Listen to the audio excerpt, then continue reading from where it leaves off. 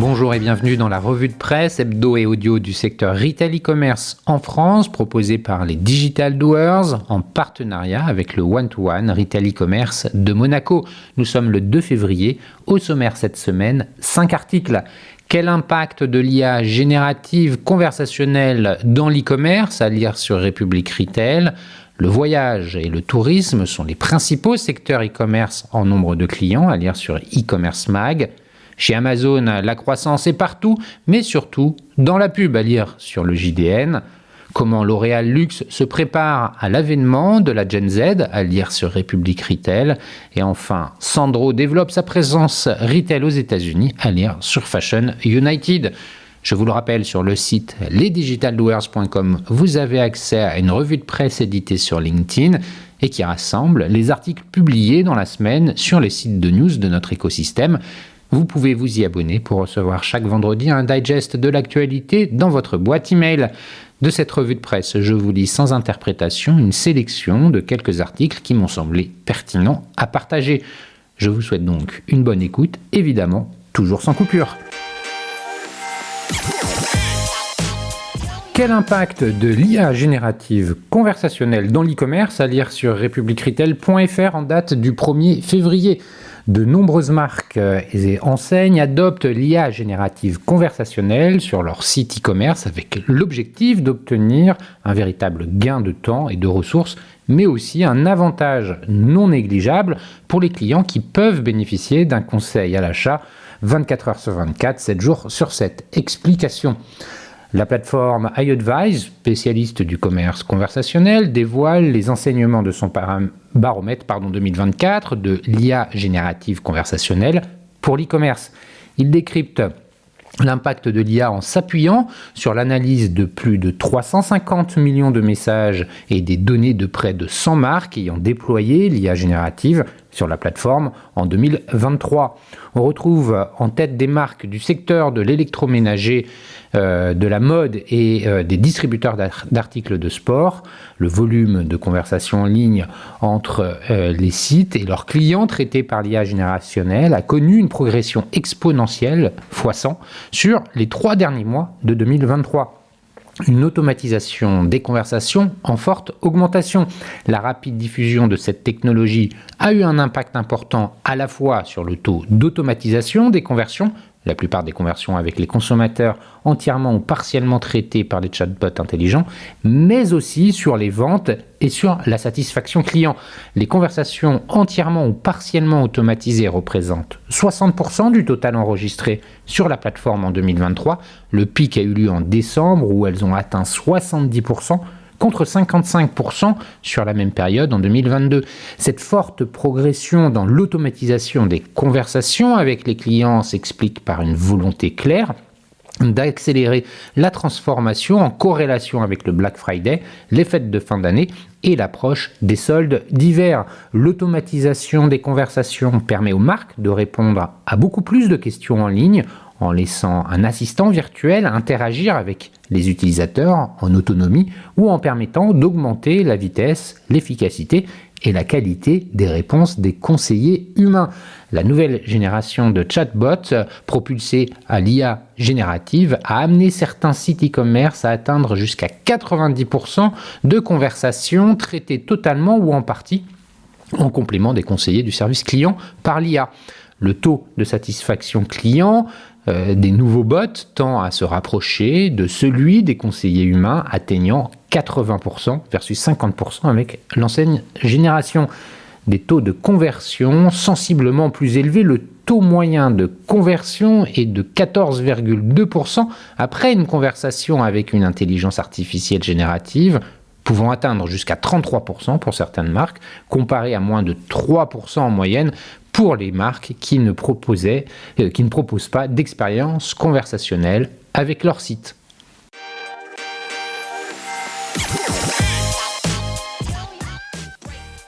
Le voyage et le tourisme sont les principaux secteurs e-commerce en nombre de clients, à lire sur e-commercemag.fr en date du 31 janvier.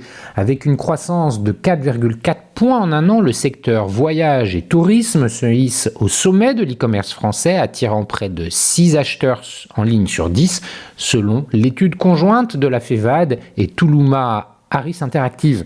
Une étude publiée conjointement donc par la FEVAD et Toulouma Harris Active démontre que le secteur voyage et tourisme se positionne en tête de l'e-commerce français, attirant près de 6 acheteurs sur 10. Le secteur voyage et tourisme a pris la tête de l'e-commerce en France, atteignant 59,3% des acheteurs en ligne au cours des 12 derniers mois, selon l'étude. Avec une progression notable de 4,4 points en un an, cette dynamique provient non seulement des jeunes consommateurs, mais également des professionnels modestes et des agglomérations en dehors de la région parisienne. Booking.com et Airbnb se positionnent en haut du classement du secteur, récoltant respectivement 29 et 23% des cyberacheteurs. La concurrence est forte avec SNCF Connect et Air France qui ne sont pas loin derrière. Les nuances entre les catégories confondues démontrent que Booking et Airbnb conservent des positions solides, se classant respectivement en 7e et 13e position en termes de pénétration sur les 12 derniers mois. La réservation d'hébergement en tête, la réservation d'hébergement émerge comme la catégorie phare du secteur, attirant 45% des acheteurs en ligne au cours des 12 derniers mois. Les professions supérieures, les jeunes de 25 à 34 ans, les habitants des grandes agglomérations et les familles avec enfants sont les principaux contributeurs à cette catégorie. Les géants Booking et Airbnb sont également en tête dans cette catégorie, bien que d'autres acheteurs tels que Hotels.com, Leclerc ou Le Bon Coin soient également présents. Des différences générationnelles très marquées. Les différences entre les générations sont notables, avec les 15-34 ans comme les acheteurs les plus actifs, multipliant les sites d'achat. Les 15-24 ans se tournent davantage vers les sites de transport, tandis que les 50 ans et plus sont moins actifs, tant sur les sites d'hébergement que de transport. La présence d'enfants influence également le choix, avec les familles avec enfants privilégiant certains sites.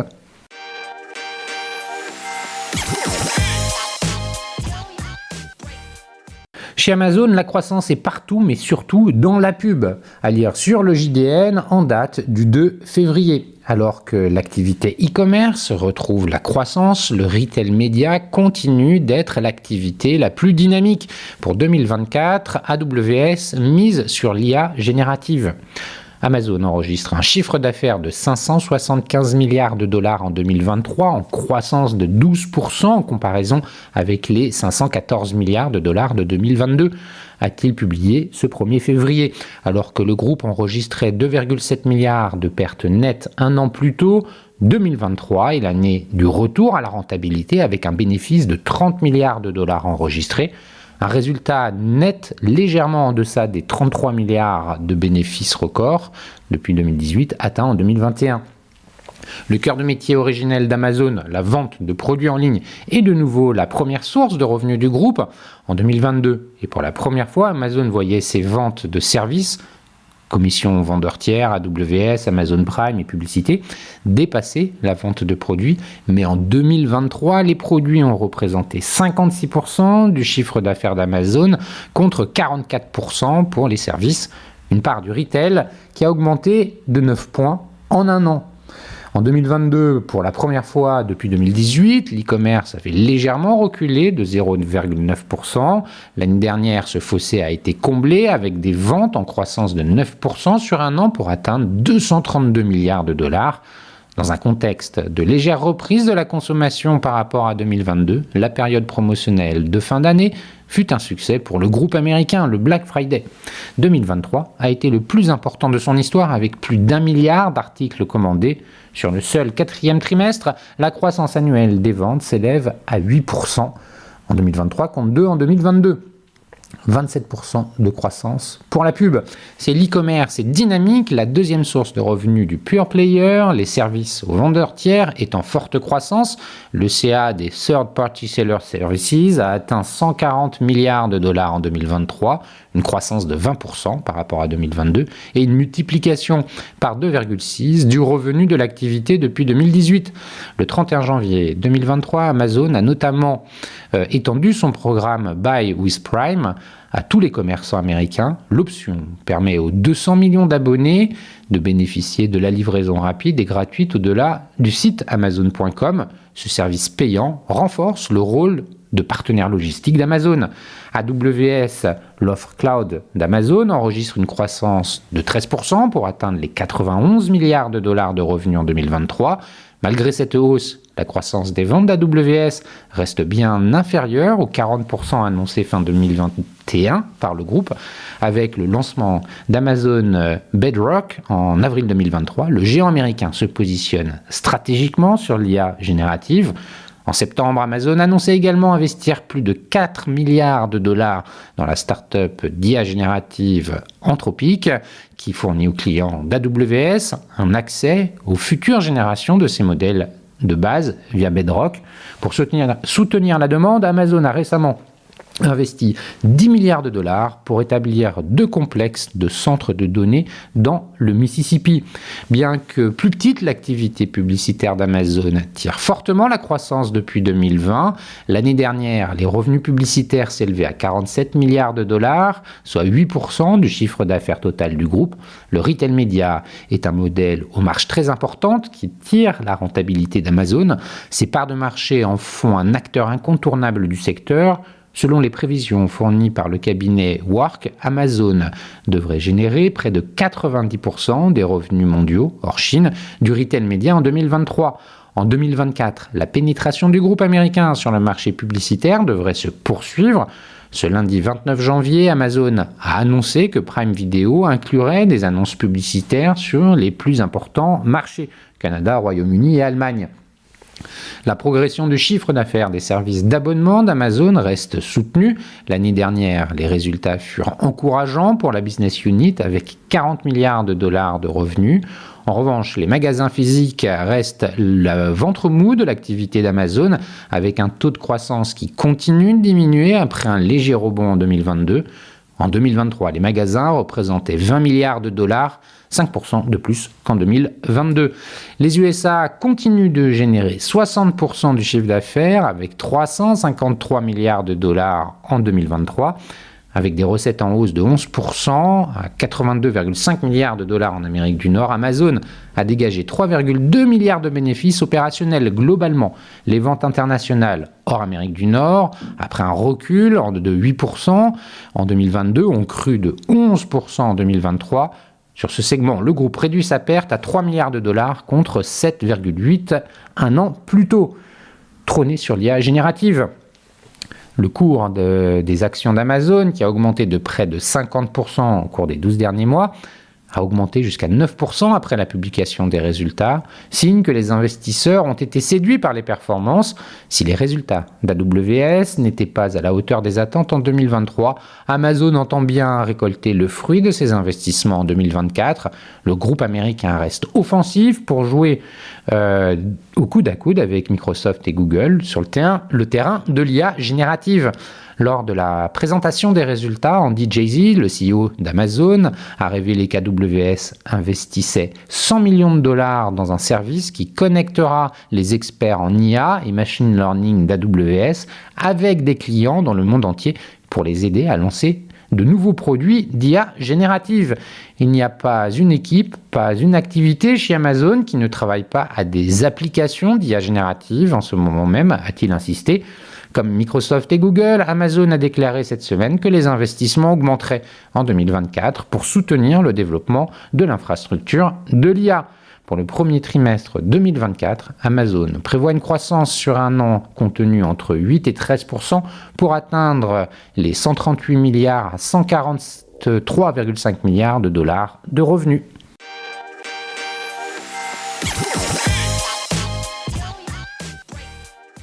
Comment L'Oréal Luxe se prépare à l'avènement de la Gen Z, à lire sur republicretail.fr en date du 29 janvier. La Gen Z représente pour L'Oréal Luxe une cible de prédilection. Élise Ducret, directrice de la transformation de cette division, se charge de faire muter les 24 marques pour répondre aux nouvelles attentes de ses consommateurs. Elle nous détaille sa feuille de route. Gen Z, génération des personnes nées entre 1997 et 2010. Et pour Élise Ducret, directrice de la transformation de la division luxe de L'Oréal, il s'agit d'une cible de prédilection. Sur les 3 prochaines années, la Gen Z et les clients VIP vont représenter une part importante des achats beauté dans le monde. Face à ce constat, la directrice œuvre au niveau mondial pour transformer les 24 marques qui composent sa division. L'exercice n'est clairement pas simple car en fonction des géographies, L'Oréal Luxe a des circuits de distribution différents avec des boutiques en propre ou de la revente par des partenaires. Les réponses se révèlent donc multiples, mais le but est clairement identifié. Ces clients ont des attentes fortes en termes d'offres de services qui vont au-delà du produit. Ainsi, ils souhaitent se rendre en point de vente, pas uniquement pour trouver un produit, ils s'attendent à réaliser un diagnostic, à personnaliser un produit, à passer plus de temps en magasin. Notre enjeu consiste à élever notre service en point de vente en apportant les conseils personnalisés. La tech pour appuyer le cérémonial de vente.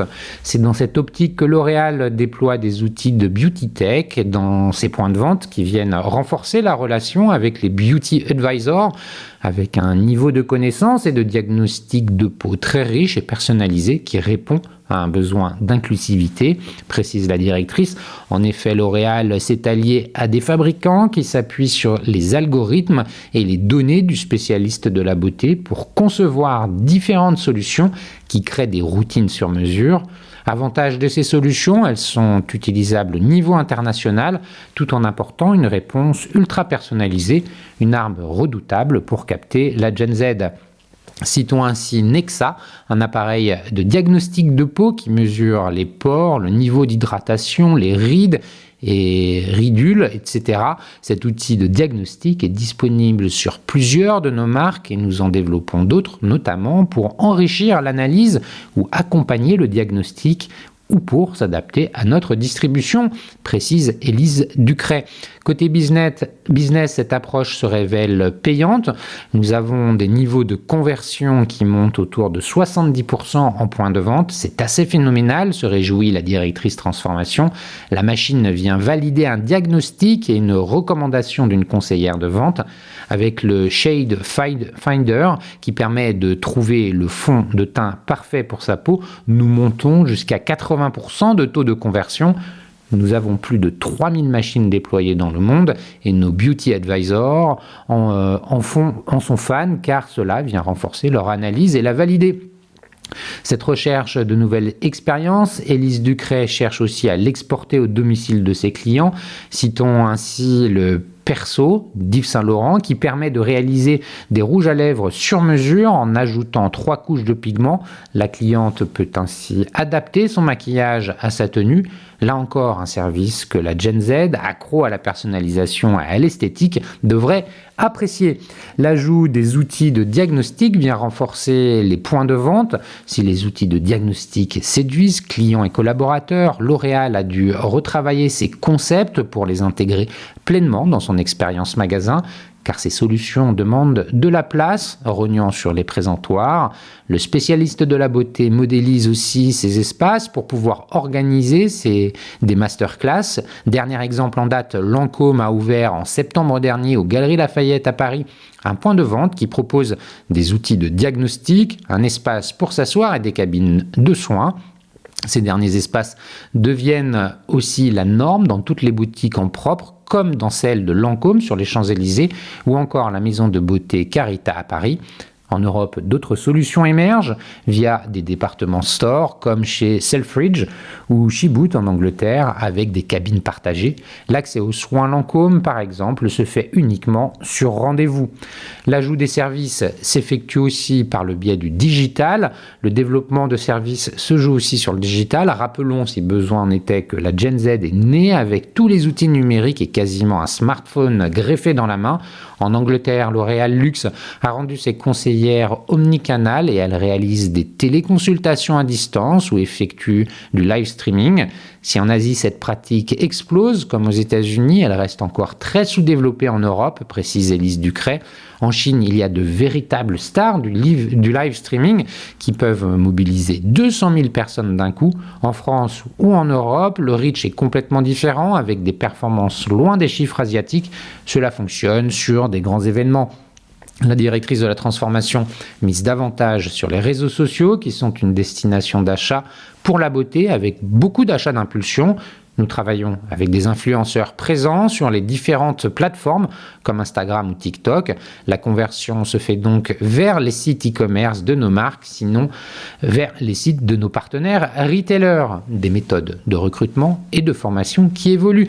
Cette stratégie d'aller vers davantage de services impose à L'Oréal de changer ses méthodes de recrutement et de chasser désormais des experts du soin. Et en nombre, la maison de beauté Carita à Paris dispose de 14 cabines à faire tourner. En revanche, il y a la touche L'Oréal et son expertise dans la beauty tech qui s'ajoute. Ainsi, les équipes sont formées au protocole d'utilisation des machines techniques qu'ils utiliseront en complément des gestes manuels traditionnels. L'objectif consistant à miser sur les machines pour améliorer l'efficacité des soins. Par ailleurs, L'Oréal a déployé il y a 3 ans un programme de formation sous forme d'application mobile qui s'appelle One Retail. Tous les beauty advisors des 45 pays où nous sommes présents ont accès à une plateforme de collaboration et de learning pour tout connaître de nos marques et produits de façon très détaillée, détaille Élise Ducret. C'est un vrai avantage compétitif. Il faut que nos conseillers de vente puissent disposer d'informations en temps réel et être plus informés qu'un client avec son smartphone. Les équipes qui utilisent One Retail en ont fait un outil indispensable du quotidien.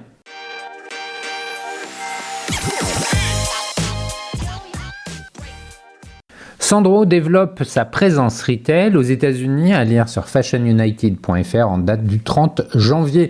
Alors qu'elle clôturait l'année 2023 avec l'ouverture d'une boutique à Los Angeles, l'enseigne de mode Sandro se tourne de nouveau vers le marché américain en inaugurant cette fois-ci un espace à New York. L'écran est niché au cœur du quartier animé branché de Meatpacking District à New York qui regroupe de nombreuses marques telles que Christian Louboutin, Diane Van Furstenberg, Gucci, mais aussi Intimissimi et le Lululemon. Le magasin accueille les collections de prêt-à-porter et d'accessoires de l'enseigne dans une atmosphère au charme parisien. À travers cette nouvelle inauguration, Sandro renforce sa présence aux États-Unis. Fondée en 1984, Sandro possède un rayonnement international. La marque est distribuée dans de nombreux pays, dont l'Allemagne, le Vietnam, la Suède, le Maroc, la Turquie ou encore le Mexique.